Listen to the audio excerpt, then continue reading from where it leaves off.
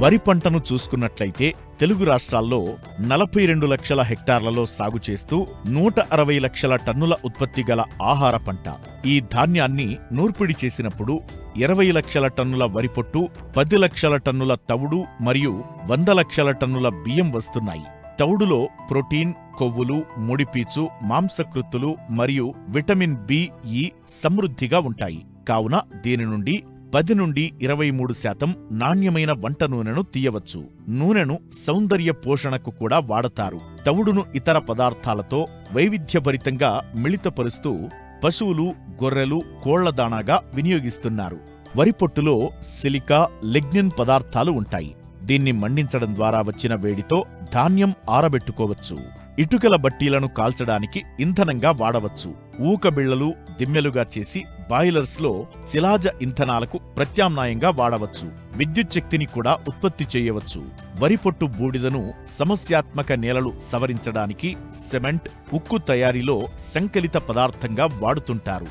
నూకలను పులియబెట్టి బీరు, పిండితో ఇడ్లీ, దోశ మరియు నూడిల్స్ తయారు చేయవచ్చు.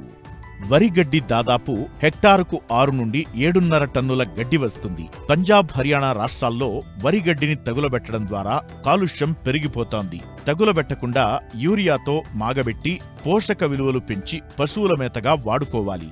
పొలంలో కలియదున్నితే నేల సారం పెరుగుతుంది. నేలలో కలియదున్నినప్పుడు కర్బన శాతం పెరిగి పంటకు నత్రజని లభ్యత తగ్గుతుంది. ఈ ప్రక్రియ వల్ల దీర్ఘకాలంలో నేల సేంద్రియ కర్బనం 14 నుంచి 27% పెరుగుతుంది. జింక్, కాపర్, ఇనుము, మ్యాంగనీస్, సూక్ష్మ పోషకాల లభ్యత పెరుగుతుంది. పొలంలో గడ్డి తొలగించకుండానే హ్యాపీ సీడ్ డ్రిల్లర్ యంత్రంతో మొక్కజొన్న, జొన్న, ఇతర పంటలను విత్తుకోవచ్చు. యంత్రాలతో కట్టలు కట్టి విద్యుతుత్పత్తి చేయవచ్చు. పుట్టగొడుగుల పెంపకానికి పశువుల పాకలలో పాన్పుగా వాడటం ద్వారా పశువు ఆరోగ్యం, పాల ఉత్పత్తి పెంచడానికి దోహదపడుతుంది. పనికిరాని గడ్డిని వానపాముల ఎరువుగా తయారు చేసుకోవచ్చు.